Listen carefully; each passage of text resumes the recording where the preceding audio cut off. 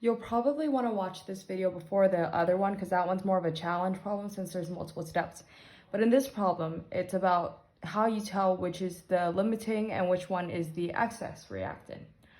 And it says, consider the balanced equation 3H2 plus N2 goes to 2NH3. And it's important that you know how to balance equations because sometimes they won't balance it for you. And if you don't have the right coefficients, you won't end up with the right numbers.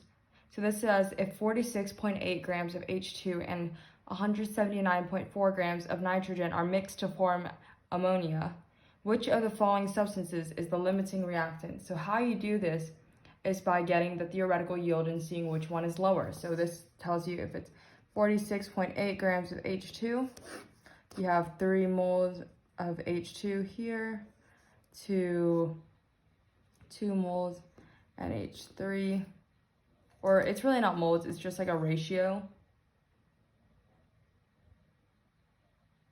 No, it is. So first, sorry, that's actually my bad. You need to make sure you convert it to moles first. And how you would do this is by knowing from the molar mass. So the molar mass of H2 should be around 2.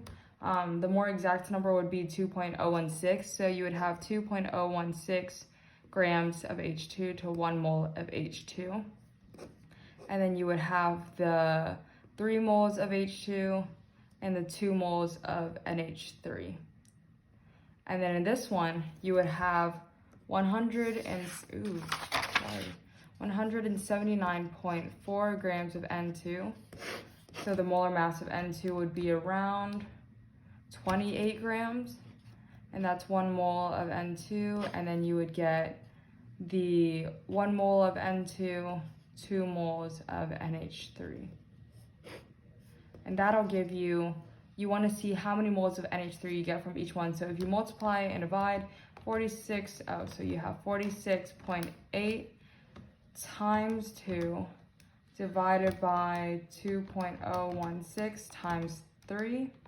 That'll give you about 15.5 moles of NH3. And then in this one you have 0.4 times 2, and then you divide it by 28. That'll give you about 12.8. So that's how you know that 12.8 is less than 15.5. So your limiting reactant is nitrogen gas. I hope that helped, and please let me know if you have any questions.